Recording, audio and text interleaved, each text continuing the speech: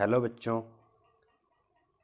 इसके पिछले वाले वीडियो में हम लोगों ने एक्सरसाइज 8.1 के क्वेश्चन 1 से लेकर 5 तक के क्वेश्चन सॉल्व किए थे। आज क्वेश्चन 6 से स्टार्ट कर रहे हैं। क्वेश्चन 6 दिया हुआ है, if angle A and angle B are acute angle such that cos A equals to cos B then so that angle A equals to angle B. हमें क्या दिखाना है कि दो एंगल दिए हैं, एक एंगल ए दिया हुआ है और एक एंगल बी दिया हुआ है, दोनों अक्यूट एंगल हैं और कह रहे हैं साथ में cos A equals to cos B भी है। उसके बाद कह रहे हैं शो करो कि एंगल ए जो है वो एंगल बी के इक्वल में होगा। तो इस क्वेश्चन को हम लोग कैसे करेंगे? इस क्वेश्चन में कुछ चीज़ें दी हुई हैं, उनको हम पहले नीचे लिख लेते हैं। क्या क्या दिया हुआ है? एक तो दिया हुआ है कि cos A equals to cos B, ये चीज़ क्या है? गिवन है।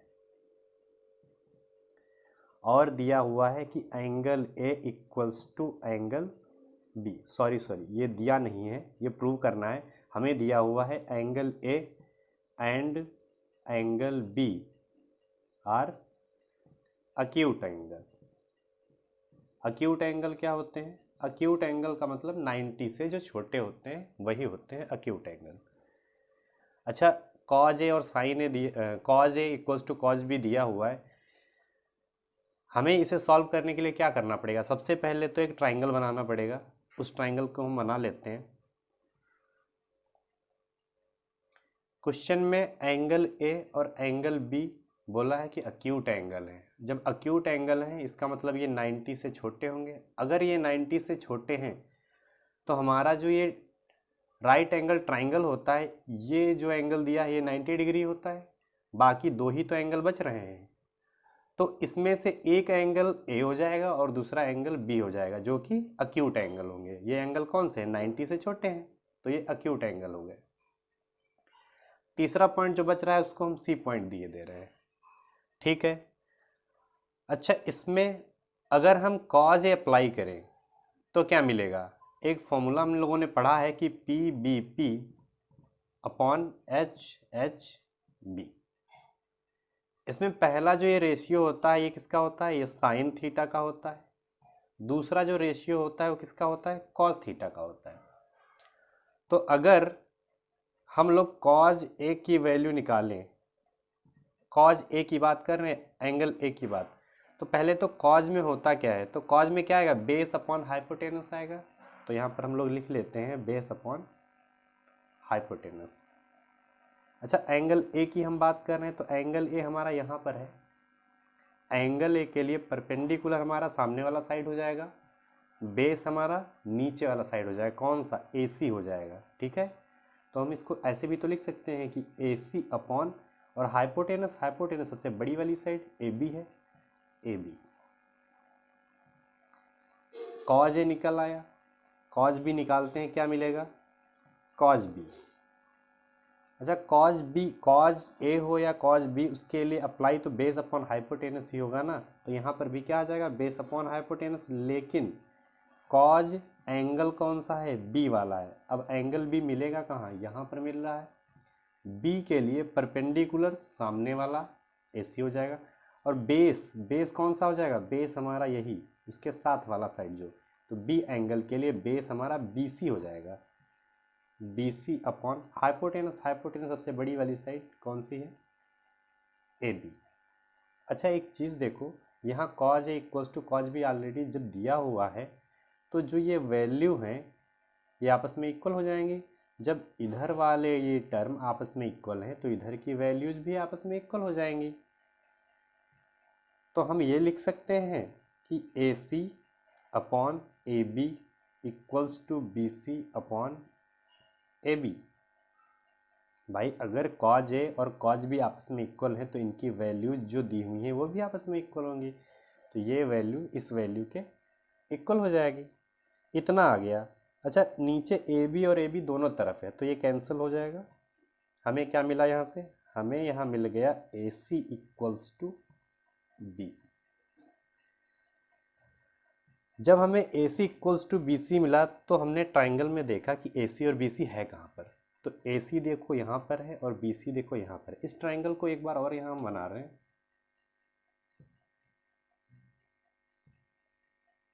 यहाँ पर ए है, यहाँ पर सी है और यहाँ पर बी है। अच्छा एक चीज़ देखो, अगर उन्होंने कहा है कि ए सी और बी सी ये दोनों साइड बराबर हैं, तो ये कौन सा ट्राइंगल हो जाएगा? किस ट्राइंगल में दो साइड इक्वल होते हैं? तो वो आइसोसेल ट्राइंगल होता है जिसमें दो साइड्स इक्वल होते हैं, तीसरा डिफरेंट होता है। ठीक है, अब इसमें एक कंडीशन अप्लाई होगी। वो कौन सी कंडीशन है? वो कंडीशन ये है कि कभी भी अगर किसी ट्राइंगल के दो साइड इक्वल हों तो उनके सामने के एंगल आपस में इक्वल हो जाते हैं। मतलब अगर ये साइड और ये साइड इक्वल है तो इस साइड के सामने का ये एंगल और इस साइड के सामने का ये एंगल, ये दोनों आपस में इक्वल हो जाएंगे। इसका मतलब हम ये कह सकते हैं, अगर लिखा है ए सी इक्वल्स टू बी सी, कि ये साइड और ये साइड आपस में बराबर हैं, तो इस साइड का कौन सा एंगल, एंगल ए किसके बराबर हो जाएगा? एंगल बी के हो जाएगा। कंडीशन कौन सी है? कंडीशन हम यहाँ पर लिख लेंगे कि angle opposite to the equal side. ये कंडीशन यहाँ पर अप्लाई हो जाएगी। फिर से देखते हैं, मैंने बोला कि कभी भी अगर किसी ट्राइंगल के दो साइड आपस में इक्वल हों तो उनके सामने के एंगल भी इक्वल हो जाते हैं। मतलब अगर ये साइड और ये साइड आपस में बराबर हैं तो इस साइड का ये एंगल और इस साइड का ये एंगल, इस साइड के सामने का ये एंगल आपस में इक्वल हो जाएंगे। ठीक है, तो इस तरीके से ये क्वेश्चन भी कंप्लीट हो जाएगा। यही हमें लाना था, वही आ गया। इसको हम बॉक्स में बंद कर देंगे। इसके बाद बच्चों 7th वाला क्वेश्चन दिया हुआ है कि if cot theta equals to 7/8, cot theta की वैल्यू दी हुई है और कह रहे हैं वैल्यू निकालो। फर्स्ट क्वेश्चन है 1 + sin theta, 1 - sin theta, 1 + cos theta, 1 - cos theta, इसकी वैल्यू निकालनी है। और इधर है कॉट स्क्वायर थीटा, इसकी वैल्यू निकालनी है। अच्छा, कॉट स्क्वायर थीटा है, इसकी तो वैल्यू हम डायरेक्ट 7/8 यहाँ पुट करके हम निकाल सकते हैं, लेकिन फर्स्ट क्वेश्चन के लिए हमें साइन और कॉज की वैल्यू निकालनी पड़ेगी। वैसे ये क्वेश्चन आसान है, इसके बाद वाली जो एक्सरसाइज आएंगी उसमें अगर उस मेथड से करेंगे तो वहाँ बहुत ही आसान हो जाएगा, लेकिन यहाँ पर वो मेथड हम लोगों ने तो भी सीखा नहीं है। तो इसको हम कैसे करेंगे? कॉट थीटा की वैल्यू दी हुई है, साइन और कॉस थीटा की वैल्यू निकाल कर यहाँ पर पुट करके हम क्या करेंगे, इसके आंसर को फाइंड करेंगे। तो जो वैल्यू दी हुई है उसको हम एक बार नीचे लिख लेते हैं पहले। तो वैल्यू हमें मिली हुई है कॉट थीटा इक्वल्स टू 7/8। अच्छा, 7/8 है, इसमें कौन परपेंडिकुलर है कौन हाइपोटेनस है ऐसे नहीं पता चल रहा है। तो वही फॉर्मूला जो हम लोगों ने पढ़ा था कि P/BP/HHB लिख लेंगे। अब इसमें देखेंगे कौन सा परपेंडिकुलर होगा कौन सा हाइपोटेनस होगा। हम लोगों ने पढ़ा है कि पहला जो होता है रेशियो वो होता है साइन थीटा का, दूसरा होता है कॉस थीटा का, तीसरा होता है टेन थीटा का। फिर नीचे से चलते हैं तो पहला होता है कॉसेक थीटा, दूसरा होता है सेक थीटा और लास्ट होता है कॉट थीटा। तो यहाँ कॉट थीटा ही तो दिया है, तो कॉट थीटा क्या हो गया? Base upon perpendicular. तो इसको हम लिख सकते हैं B/P, base upon perpendicular. Base की वैल्यू कितनी 7 है, परपेंडिकुलर की वैल्यू कितनी है 8 है। तो हम क्या करेंगे? ट्राइंगल बनाएंगे। हम लोगों ने ट्राइंगल बना लिया। ठीक है, ये 90 डिग्री है, यहाँ इन्होंने थीटा दिया हुआ है तो ऐसा करते हैं यहाँ पर हम थीटा ले लेते हैं। बाकी जो दिए इन्हें ABC का नाम दे दो, ये ABC हो गया। बेस की वैल्यू कितनी है 7 है, तो हमने 7 दे दिया। भाई थीटा यहाँ है तो थीटा के सामने वाला परपेंडिकुलर और नीचे वाला बेस हो जाएगा। ठीक है, तो बेस की वैल्यू 7 और परपेंडिकुलर की वैल्यू 8, ये वैल्यू हमने लिख ली। ठीक है, कौन सा साइड निकालना? हाइपोटेनस अभी हमें फाइंड करना पड़ेगा। तो हम क्या करेंगे? पाइथागोरस थ्योरम अप्लाई कर देंगे। Apply Pythagoras theorem. Pythagoras theorem हम लोगों ने सीखी है कि हाइपोटेनस का स्क्वायर इक्वल टू परपेंडिकुलर का स्क्वायर प्लस बेस का स्क्वायर। अच्छा, हाइपोटेनस ही निकालनी है तो हाइपोटेनस से कुछ बोलना नहीं। परपेंडिकुलर कितना 8 है और बेस कितना है 7, तो 8 का स्क्वायर प्लस 7 का स्क्वायर। तो हाइपोटेनस का स्क्वायर 8 का स्क्वायर होता है 64, 7 का स्क्वायर होता है 49, ऐड कर देंगे तो कितना आ जाएगा ये 113 आ जाएगा। तो हाइपोटेनस की वैल्यू कितनी मिल जाएगी? √130। ये हमारी हाइपोटेनस की वैल्यू आ गई। ठीक है, इसके बाद में हमें क्या करना होगा? जब वैल्यू हमें मिल गई तो अब हमें फाइंड करना है साइन थीटा और कॉस थीटा। ठीक है, साइन थीटा निकालते हैं। साइन थीटा क्या होता है?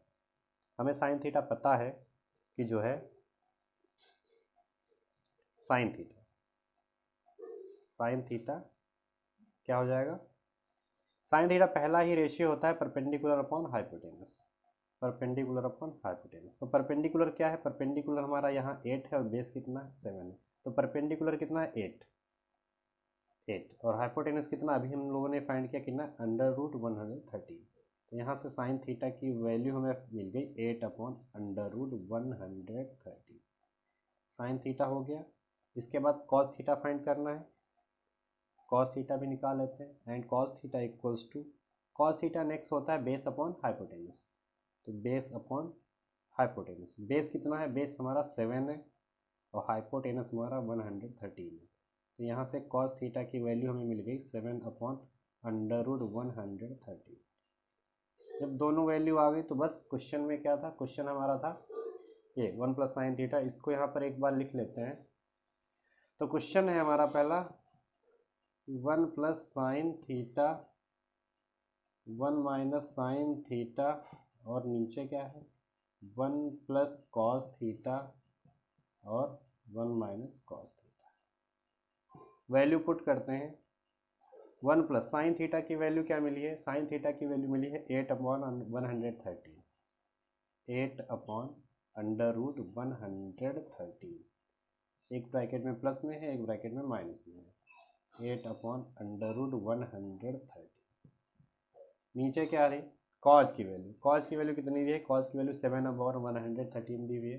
तो पुट करते हैं 1 + 7/√130 और दूसरे ब्रैकेट में 1 - 7/√130। ऊपर इसमें देखते हैं एक फॉर्मूला हम लोगों ने पढ़ा है कि a + b, a - b क्या होता है? a² - b²। उसी फॉर्म में यहाँ दिया हुआ है। एक में प्लस हो रहा है, एक में माइनस हो रहा है। वैल्यू a दोनों में सेम, b दोनों में सेम। तो हम फॉर्मूला को अप्लाई करेंगे। फॉर्मूला क्या होता है कि अगर एक ब्रैकेट में ऐड हो रहा हो और दूसरे ब्रैकेट में सब्ट्रैक्ट हो रहा हो तो वो हो जाता है a² - b²। अप्लाई करते हैं, हमें क्या मिलेगा? जब दोनों इसमें प्लस हो रहा है, इसमें माइनस हो रहा है, तो क्या मिलेगा? a² - b, मतलब यहाँ पर अब हम लिख सकते हैं a² मतलब 1 का स्क्वायर और b की जगह -8/√113 का होल स्क्वायर हो जाएगा। उसी तरीके से नीचे भी 1 का स्क्वायर -7/√113 का होल स्क्वायर। सॉल्व कर लेते हैं। 1 का स्क्वायर 1 ही रहता है। 8 का स्क्वायर कितना हो जाएगा? 64 और 113 यहाँ रूट लगा हुआ है तो रूट का स्क्वायर मतलब रूट हट जाता है, सिर्फ 113 बचेगा। नीचे 1 का 1 ही रहेगा, 7 का 49 हो जाएगा और √113 का क्या हो जाएगा? अंडर रूट हट जाएगा, सिर्फ 113 ही बचेगा। एलसीएम ले लेते हैं। इसके नीचे कुछ नहीं तो 1 कर लेते हैं। जब एलसीएम लेके इसे सॉल्व करेंगे तो क्या मिलेगा? 113 इधर आ जाएगा तो 113 - 64/113 अपॉन, यहाँ पर भी 113 इधर आ जाएगा तो 113 - 49/130। ठीक है, सब्ट्रैक्ट कर लेते हैं। जब सब्ट्रैक्ट करेंगे तो क्या मिलेगा हमें? देखो 113 से 64 जाएगा तो 49 बचेगा, 49 बचेगा और नीचे 113 दिया ही है और यहाँ 113 से जब 49 जाएगा तो 64 बचेगा और नीचे बचेगा 113। ये वैल्यू सबसे ऊपर जाएगी और ये वैल्यू यहाँ पर जाएगी। तो 49 × 113 अपॉन में 113 × 64, ये वैल्यू तो कैंसिल हो गई। हमें मिला क्या? 49/64। तो यही हमारी वैल्यू हो जाएगी उस क्वेश्चन की। इस क्वेश्चन की कौन सी वैल्यू? इतनी आ गई कि 49/64। यही हमारा इसका फाइनल आंसर होगा। ठीक है, इसका नेक्स्ट क्वेश्चन भी दिया हुआ है। कह रहे हैं cot² थीटा। तो cot² थीटा की वैल्यू हम लोग फाइंड करते हैं। ठीक है, कुछ नहीं, यहीं पर फाइंड कर लेते हैं। cot² थीटा दिया हुआ है। अच्छा, cot² थीटा में सीधे वैल्यू पुट करते हैं। cot थीटा दिया है 7/8 तो 7/8 यहाँ पुट कर देते हैं, तो 7/8 और स्क्वायर है तो इसका स्क्वायर कर देते हैं। 7 का स्क्वायर कितना हो जाएगा, 49 हो जाएगा, और 8 का स्क्वायर क्या हो जाएगा, 64 हो जाएगा। यही हमारा आंसर हो जाएगा। ठीक है भाई, कॉट स्क्वायर थीटा सीधा था, तो सीधे 7/8 हमने पुट कर दिया, सीधे वैल्यू आ गई। ठीक है, इस तरीके से ये क्वेश्चन कंप्लीट हो जाएगा। इसके बाद 8th क्वेश्चन देखते हैं। दिया हुआ है if 3 cot a equals to 4, check whether 1 minus tan square है upon 1 plus tan square equals to cos square है माइनस साइन स्क्वायर है और नॉट। मतलब ये वैल्यू दी हुई है और कहना चेक करो कि ये वैल्यू एल एच एस जो है वो आर एच एस के इक्वल है या नहीं है, ये चेक करना है। ठीक है, देखते हैं। जो वैल्यू दी हुई है उसे हम नीचे लिख लेते हैं। तो गिवन जो है वो लिख लेते हैं। गिवन है 3 cot a इक्वल्स टू 4 दिया हुआ है। अच्छा, 3 मल्टीप्लाई में है, उधर भेजेंगे तो डिवाइड में हो जाएगा, तो 4/3 हो जाएगा। ठीक है, आगे देखते हैं। इतना आ गया। अच्छा, cot a इक्वल्स टू 4/3 है। अब इसमें इससे हमें क्या फाइंड करना है, पहले तो tan फाइंड करना है, और यहाँ cos फाइंड करना है, यहाँ sin फाइंड करना है। ठीक है, देखते हैं। तो फाइंड करने के लिए सबसे पहले एक फॉर्मूला जो मेन है, PVP/HHB। ठीक है, पाकिस्तान भूखा प्यासा, हिंदुस्तान हरा भरा, इसको हम लोग याद कर लेंगे। ठीक, तो कॉट कहाँ होता है, पहला क्या होता है, साइन होता है, दूसरा क्या होता है, कॉज होता है, तीसरा क्या होता है, टैन होता है। नीचे से पहला कॉसेक होता है, दूसरा सेक होता है, और लास्ट कॉट होता है। तो कॉट थीटा इक्वल्स टू में क्या दिख रहा है, बेस अपॉन परपेंडिकुलर। लिख लेते हैं बेस अपॉन परपेंडिकुलर, हो गया। ठीक है, तो बेस की वैल्यू 4 है और परपेंडिकुलर की वैल्यू 3 है। क्या करना पड़ेगा, इसके बाद ट्राइंगल बनाना पड़ेगा। ठीक है, हम लोग ट्राइंगल बना देते हैं। एंगल ए दिया हुआ ना, तो ए यहाँ पर ले लो। बेस कितना है, 4। इसको ए हमने लिया, इसको बी ले लो, इसको सी ले लो। ए इसलिए यहाँ पर लिया क्योंकि आसान रहेगा हमें फाइंड करने में। तो बेस की वैल्यू 4, ओके 4 हो गई, और परपेंडिकुलर की वैल्यू 3। ठीक है, ट्राइंगल थोड़ा उल्टा हो गया, ये छोटा दिख रहा है, बड़ा दिख रहा है, लेकिन कोई नहीं, हमें आंसर फाइंड करना आ जाएगा। तो बेस हो गया 4 और परपेंडिकुलर 3। हाइपोटेनस दी नहीं है तो निकालनी पड़ेगी हम लोगों को, तो निकालते हैं। तो अप्लाई पाइथागोरस थ्योरम। क्या होती है, हाइपोटेनस का स्क्वायर इक्वल्स टू परपेंडिकुलर का स्क्वायर प्लस बेस का स्क्वायर। हाइपोटेनस से निकालनी है तो इससे कुछ बोलना नहीं। परपेंडिकुलर की वैल्यू कितनी दी है, 3 दी है, और बेस कितना है, 4 है, तो 3 का स्क्वायर प्लस 4 का स्क्वायर। तो हाइपोटेनस का स्क्वायर इक्वल 3 का स्क्वायर 9 होता है, 4 का स्क्वायर 16। ये कितना आ जाएगा, तो हाइपोटेनस का स्क्वायर इक्वल्स टू 25। तो हाइपोटेनस इक्वल्स टू, इधर स्क्वायर है तो इधर स्क्वायर रूट हो जाएगा, और 25 का स्क्वायर रूट क्या होता है, 5 होता है। तो हाइपोटेनस की वैल्यू कितनी मिल जाएगी, 5 मिल जाएगी। हाइपोटेनस भी आ गया। हमें क्या क्या फाइंड करना है, पहले तो tan फाइंड करना है, फिर कॉज फाइंड करना है, फिर साइन फाइंड करना है। ठीक है, देखते हैं। तो tan tan ए निकालना है। tan ए होता क्या है बच्चों, देखो यहाँ पर हम लोगों ने अभी देखा कि साइन ये है, कॉज ये है, tan ये। तो tan क्या है, परपेंडिकुलर अपॉन बेस है। ठीक है, तो यहाँ पर हम लिख सकते हैं परपेंडिकुलर अपॉन बेस। परपेंडिकुलर की वैल्यू कितनी दी हुई है, परपेंडिकुलर की वैल्यू कितनी दी हुई है, ए के लिए परपेंडिकुलर क्या, उसके सामने वाला साइड 3 दिया हुआ है, और बेस कितना है, 4 है। ठीक है, तो 3/4। तो tan ए की वैल्यू क्या मिल गई, tan ए की वैल्यू मिल गई हमें 3/4।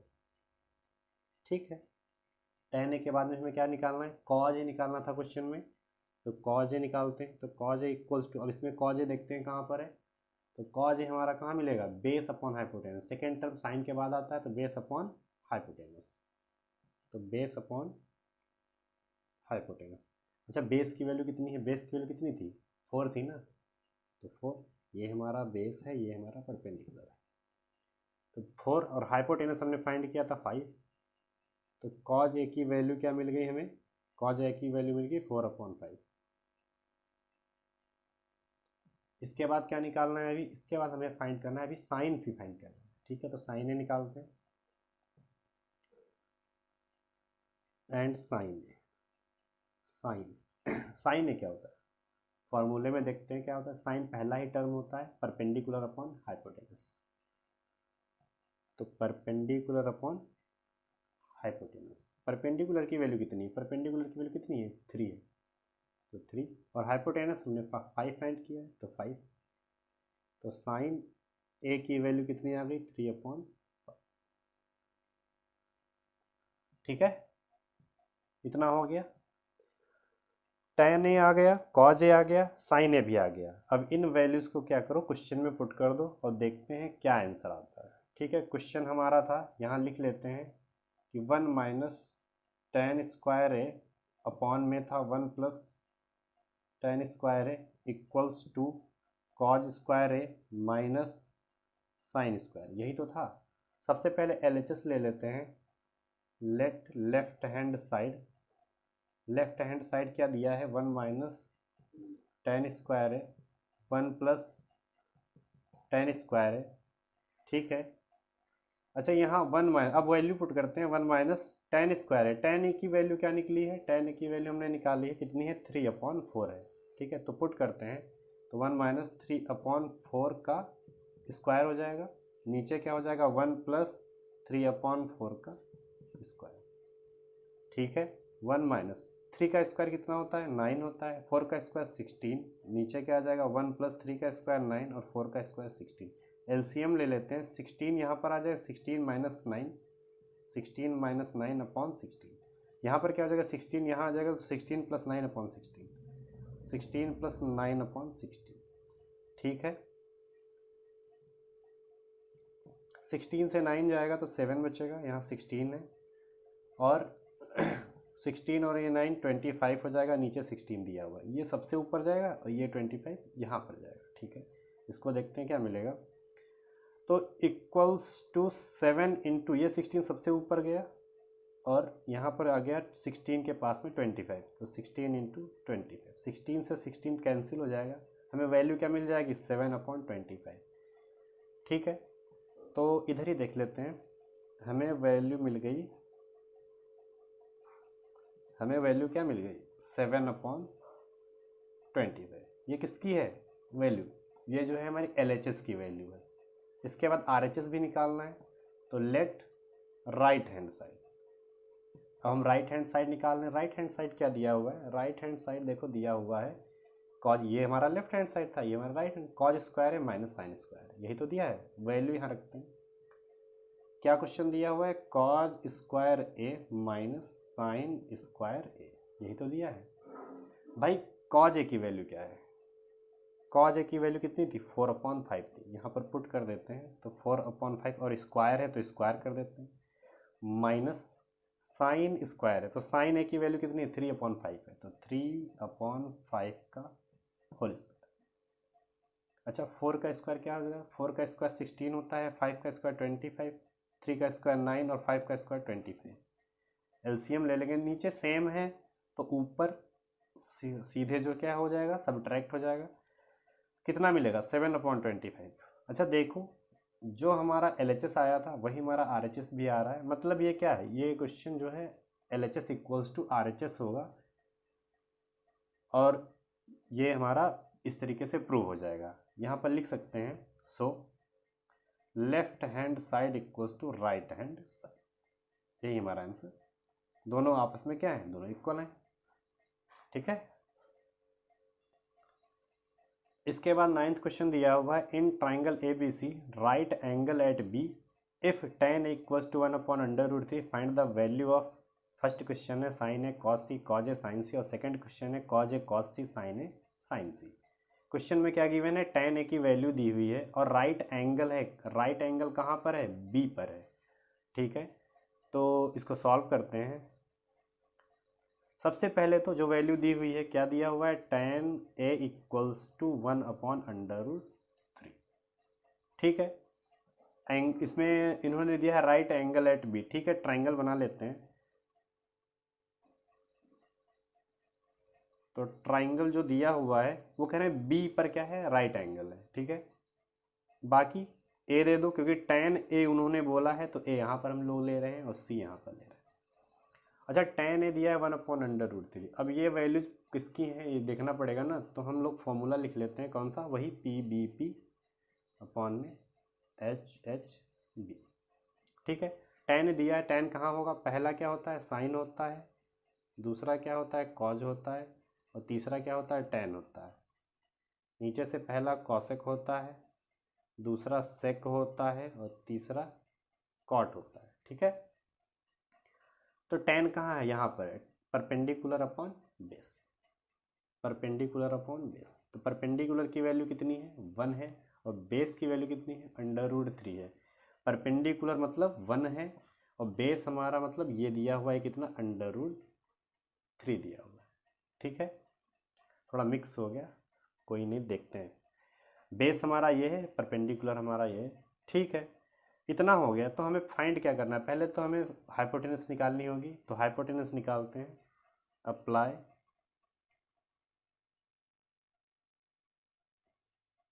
Pythagoras theorem. क्या होती है कि हाइपोटेनस का स्क्वायर इक्वल्स टू बेस का स्क्वायर प्लस परपेंडिकुलर का स्क्वायर।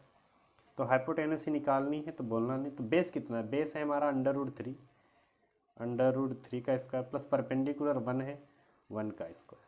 तो हाइपोटेनस का स्क्वायर, तो √3 का स्क्वायर रूट लगा है, स्क्वायर है तो सिर्फ 3 आ जाएगा, और 1 का 1 ही रहता है। तो हाइपोटेनस का स्क्वायर इक्वल टू 314 हो जाएगा। तो हाइपोटेनस क्या आ जाएगा √4, हाइपोटेनस की वैल्यू 2। हाइपोटेनस की वैल्यू मिल गई। हाइपोटेनस की वैल्यू जब मिल गई तो हमें फाइंड क्या क्या करना है। अभी पहले क्वेश्चन में साइन ए कॉस सी चाहिए, दूसरे में भी कॉज ए कॉस सी चाहिए, मतलब साइन ए कॉज ए और साइन सी कॉस सी, 4 वैल्यू फाइंड करनी है। कौन कौन सी देखते हैं। तो जो वैल्यू फाइंड करनी है उन्हें निकालते हैं। पहला है साइन ए, साइन ए ऐसा करते हैं, इसको नेक्स्ट पेज पर करते हैं। एक इस ट्राइंगल को थोड़ा साफ साफ बना देते हैं। ये ट्राइंगल दिया हुआ है इस तरीके से, यहाँ पर ए है, यहाँ बी है, यहाँ सी है, इसकी वैल्यू √3 है, इसकी वैल्यू 1 है, और हाइपोटेनस हमने निकाली है वो क्या है 2 है। सबसे पहले साइन ए निकालना है। एंगल ए से पहले चल रहे हैं, तो एंगल ए कहाँ है, यहाँ पर है। ए के लिए परपेंडिकुलर सामने वाला, बेस उसके पास वाला। ठीक, तो साइन ए होता क्या है, परपेंडिकुलर अपॉन हाइपोटेनस होता है। तो परपेंडिकुलर अपॉन हाइपोटेनस, तो साइन ए की वैल्यू क्या मिलेगी, परपेंडिकुलर कितना है, ए के लिए परपेंडिकुलर सामने वाला, और हाइपोटेनस सबसे बड़ी वाली साइड, तो 1/2। साइन ए की वैल्यू कितनी मिल गई 1/2। इसके बाद क्या निकालना है, कॉज ए निकालना है। तो कॉज ए निकालते हैं, तो cos A equals to, cos क्या होता है base upon hypotenuse, base upon hypotenuse. तो बेस की वैल्यू कितनी है भाई, ए के लिए बेस उसके पास वाला √3, और हाइपोटेनस सबसे बड़ी साइड 2। तो कॉज ए की वैल्यू मिल गई।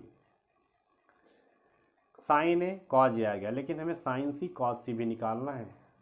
अब हम निकालते हैं साइन सी। अच्छा, सी की बात जब करेंगे, जब सी आ गया तो सी के लिए परपेंडिकुलर उसके सामने वाला साइड।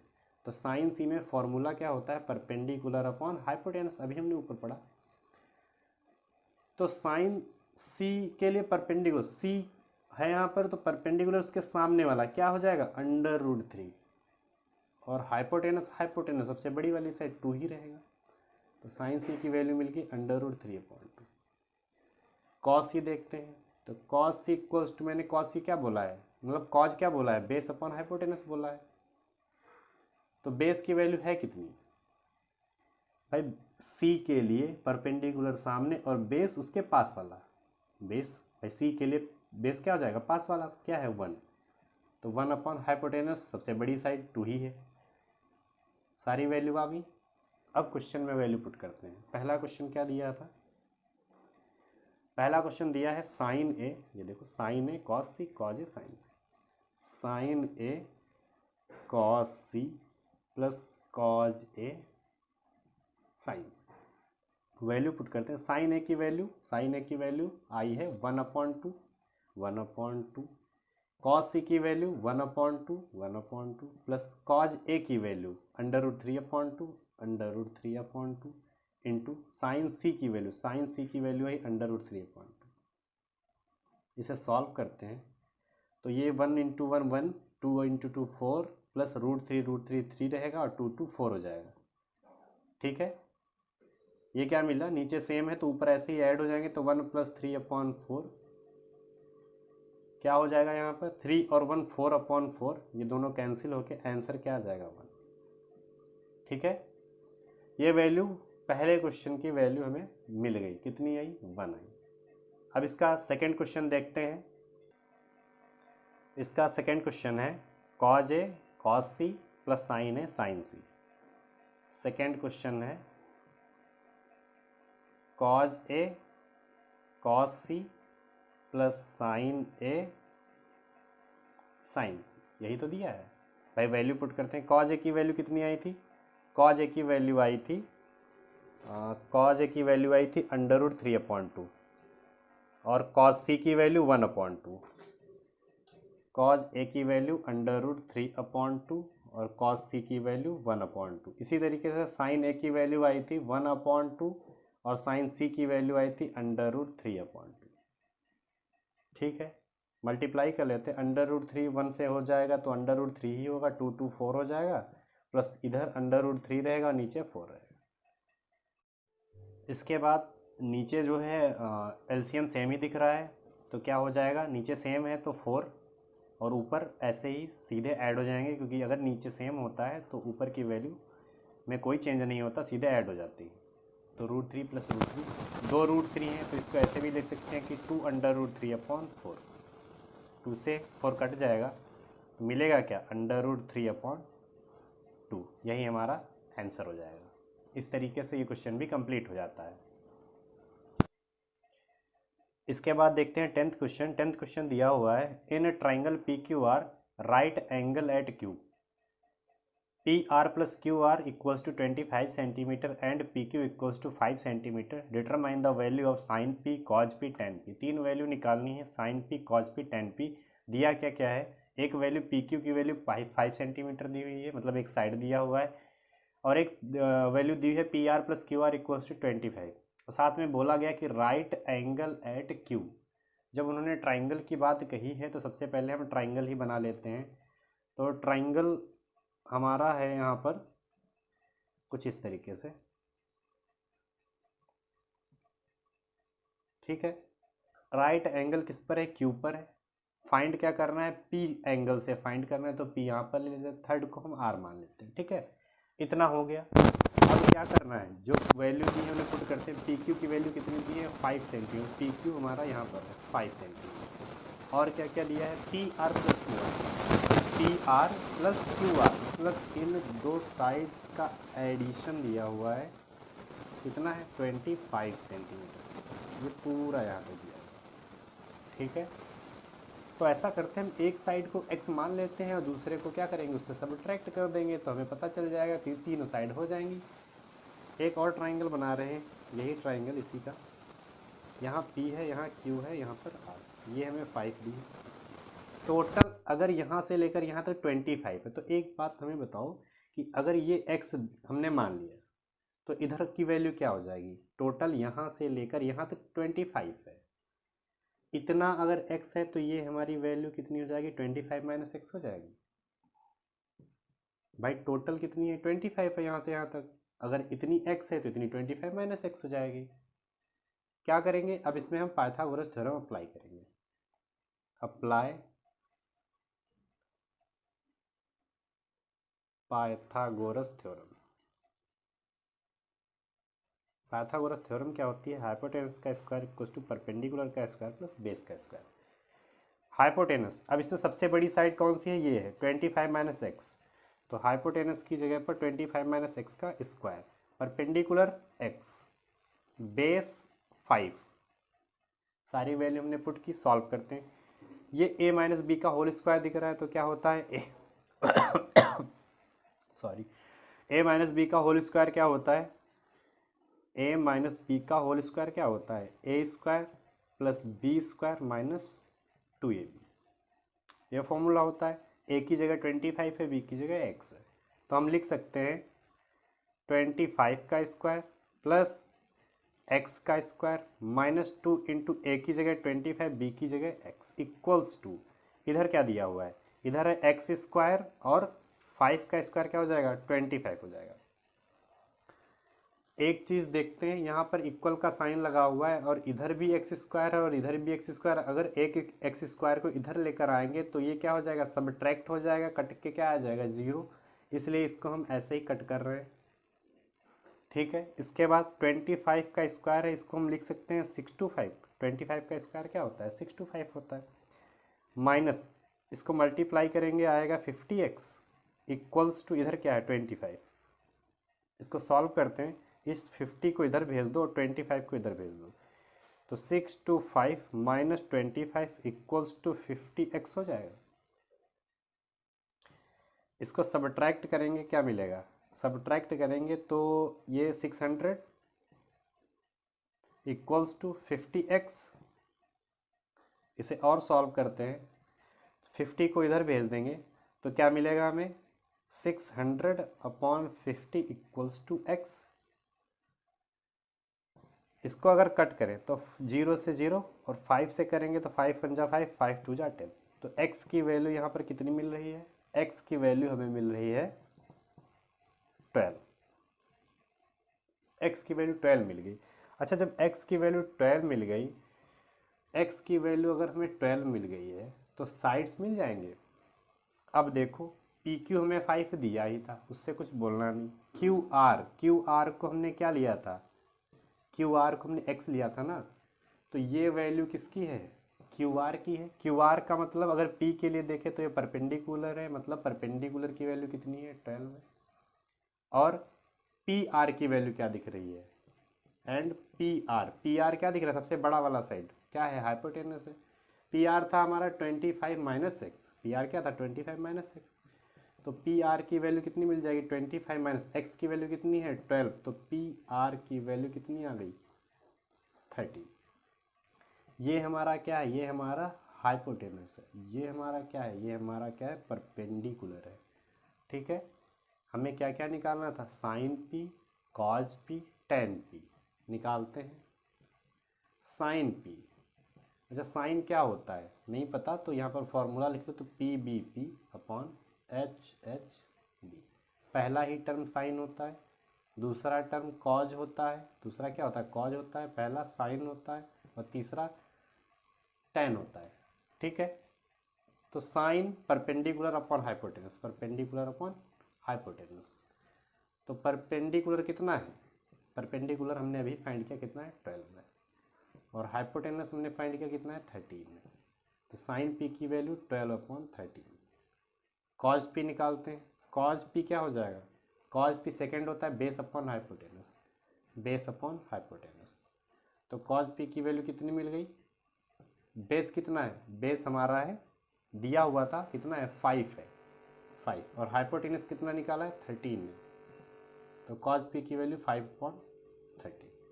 टेन पी निकालना है, तो tan P equals to tan क्या होता है perpendicular upon base, perpendicular upon base, तो टेन पी की वैल्यू कितनी मिल गई, परपेंडिकुलर कितना है, परपेंडिकुलर एक्स था मतलब 12 था, तो परपेंडिकुलर 12 और बेस, बेस सबसे नीचे साइड 5, 12 अपॉन, तो टेन पी की वैल्यू कितनी मिल गई 12/5।